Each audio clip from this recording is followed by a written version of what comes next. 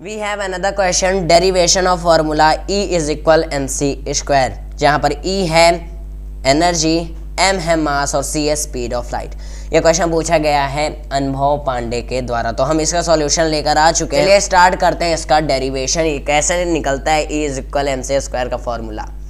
First of all, कोई भी object का मास या फिर ऑब्जेक्ट जब मूव करेगा तब उस पर वो अगर मान लीजिए v से वेलोसिटी v से मूव कर रही है तो उस पर जो फोर्स लगेगा वो F फोर्स लगेगा, यानी फोर्स भी लगेगा तभी ऑब्जेक्ट मूव करेगा, अदरवाइज ऑब्जेक्ट मूव नहीं करता। क्योंकि अगर हम मूव कर रहे हैं, मान लीजिए हम मूव कर रहे हैं तो आप कहेंगे मुझ पर कौन सा फोर्स है, आपके इंटरनल पार्ट में फोर्स लग रहा है तभी आपके पैर चल पा रहे हैं। तो इसी तरह जब कोई ऑब्जेक्ट मूव करेगा तो उसमें F यानी फोर्स भी लगेगा। तो इसलिए कोई भी ऑब्जेक्ट मूव करेगा तो फोर्स लगेगा, और फोर्स लगेगा तो एनर्जी भी होगी, एनर्जी भी रिलीज होगी, एनर्जी भी उसमें लगेगी। तो इसलिए मूविंग ऑब्जेक्ट में क्या होता है, काइनेटिक एनर्जी, यानी मूविंग ऑब्जेक्ट काइनेटिक एनर्जी, इसमें क्या लगेगा, वर्क लगेगा, तो work done, kinetic energy equal work done.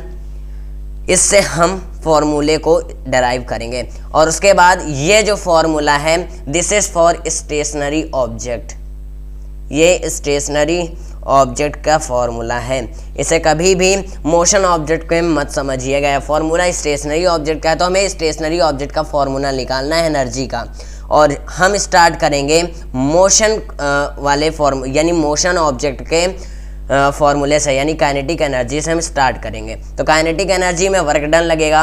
Work क्या होता है, फोर्स इनटू डिस्प्लेसमेंट, ds हम लिख देते हैं डिस्प्लेसमेंट को, तो फोर्स इनटू डिस्प्लेसमेंट। अब हम लेते हैं less amount of kinetic energy, यहाँ पर हम DKE यानी less amount of kinetic energy अगर हम लगाएंगे तो less amount of work done भी होगा। तो यहाँ पर हम लेस, अब लेस हम क्यों लगा रहे हैं, क्योंकि ये स्टेशनरी ऑब्जेक्ट है, और स्टेशनरी ऑब्जेक्ट है तो इसमें हम लेस अमाउंट ऑफ एनर्जी लगाएंगे। तो हम डिराइव करते हैं D यानी less amount of kinetic energy, D as a small amount, D as a small amount, तो हम लिखेंगे small amount of kinetic energy equal में वर्क डन, तो small amount of work done भी होगा। अब वर्क क्या है, वर्क का फॉर्मूला होता है फोर्स इनटू डिस्प्लेसमेंट, तो यहाँ पर हम लिख देंगे DKE इक्वल F यानी DF DS लिख देंगे। इसके बाद हम फोर्स का फॉर्मूला होता है F equal mass into acceleration, चलिए पुट करते हैं DKE इक्वल DMA DS, इसे लिख सकते हैं DMA DS। उसके बाद यहाँ पर एक्सीलरेशन का फॉर्मूला DA, या अगर हम ऐसे लिख दें DAM DS, तो लेस अमाउंट ऑफ एक्सीलरेशन का formula less amount of velocity upon less amount of time हो सकता है, हो जाएगा। तो यहाँ पर D less amount of kinetic energy equal less amount of velocity upon less amount of time, और उसके बाद MDS, ये पॉइंट भी हम लगा सकते हैं इनटू में, तो dv upon dt dot m dot ds हो गया। नाउ अब less amount of kinetic energy हम ऐसे लिख सकते हैं d अपॉन dt और v dot m dot d dot s, यानी मल्टीप्लाई में है सब।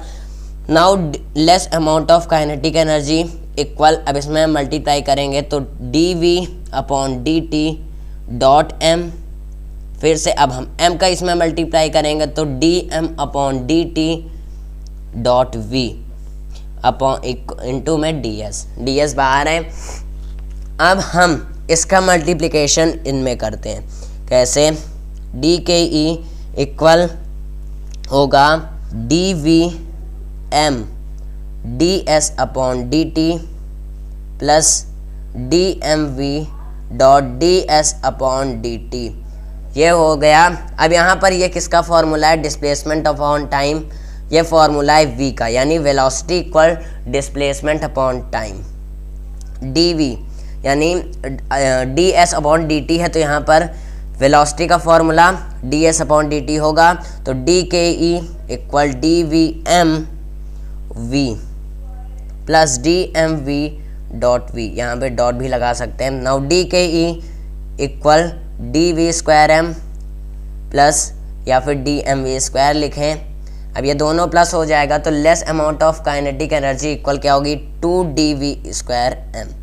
ये हमारा बना पहला इक्वेशन। नाउ अब चलते हैं हम आगे की तरफ। यहाँ पर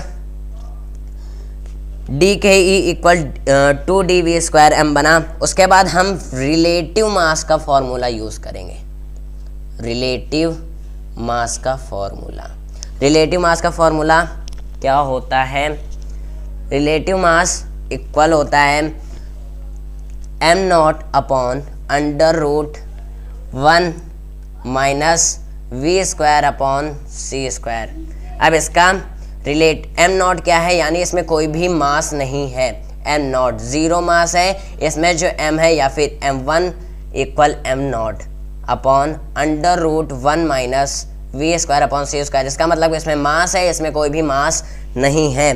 तो यहाँ पर हम इसे इस साइड भेजेंगे तो m into √1 minus v² upon c² equal m0। अब इसका हम दोनों तरफ स्क्वायर करेंगे तो स्क्वायरिंग बोथ साइड। तो यहाँ पर क्या होगा m² into 1 minus v² upon c², यानी स्क्वायर करेंगे तो यहाँ स्क्वायर आ जाएगा और यहाँ पर जो स्क्वायर करेंगे तो अंडर रूट से स्क्वायर से अंडर रूट कट जाएगा, तो यहाँ पर फिर से हो जाएगा m0²। अब इसका हम इसमें मल्टीप्लिकेशन करवाते हैं m² into c² minus v² upon c² equal m0²।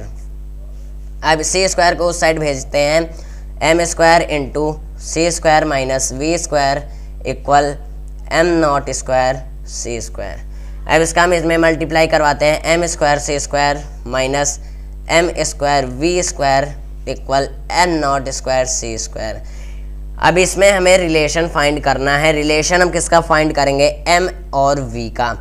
इन दोनों में हमें m और v का रिलेशन फाइंड करना है। तो यहाँ पर m², यहाँ पर m² और v² दोनों है, तो यहाँ पर v नहीं है तो हम सिर्फ m का रिलेशन फाइंड करेंगे। तो हम कैसे करेंगे? 2m c² dm, 2m c² dm। उसके बाद माइनस में फिर इसमें m का हम करेंगे तो 2m v² dm माइनस में v का रिलेशन फाइंड करेंगे तो 2m² v dv। ऐसे हम लिख सकते हैं। अब इक्वल में इसमें ना तो m है ना ही v है, तो इसका जो रिलेशन होगा, डिफरेंशिएशन होगा, वो ज़ीरो होगा। अब इसमें हम दोनों साइड में 2m से डिवाइड करेंगे, तो कैसे लिखेंगे? Dividing both side by 2m by 2m। 2m c² dm upon 2m minus 2m v² dm upon 2m minus 2m² v dv upon 2m equal 0 upon 2m लिखेंगे तो 0 ही आएगा। नाउ 2m से 2m cancel, 2m से 2m cancel, 2m से यहाँ पर सिर्फ m बचा, तो यहाँ पर लिखेंगे c² dm minus v² dm minus mv dv equal 0। यहाँ पर हम mv² dv लिख सकते हैं, तो c² dm minus v² dm minus, अब चाहे v² dm लिखे चाहे mv² dm लिखें, यहाँ पर क्या होगा? c² dm minus minus plus, तो माइनस 2v² dm इक्वल 0। अब c² dm जब उधर जाएगा तो प्लस में होगा 2v² dm। ये हुआ second equation. Now first equation में क्या आई थी वैल्यू? dke इक्वल 2dv²m और इसमें भी आया है v² dm। अगर हम इसे ऐसे लिखें dv²m तो वही बात हुई 2dv²m, बस जो साइड है वो चेंज हो जाएगी। तो यहाँ पर 2dv²m हुआ। नाउ दोनों अगर इक्वेशन में, इन बोथ इक्वेशन, दोनों इक्वेशन में dke और c² dm को हम कॉमन ले सकते हैं, तो dke इक्वल c² dm को हम कॉमन ले सकते हैं। उसके बाद यहाँ पर हमें d को रिप्लेस करना है, यानी कि हमें इंटीग्रेट करना है। इनमें इंटीग्रेट कैसे करेंगे? तो ke इक्वल, जब ये मास नो से मास यानी m0 से m की तरफ जाएगा तो क्या होगा? c² dm होगा अब हम इसे यहाँ पर K E equal C square M M naught M लिख सकते हैं।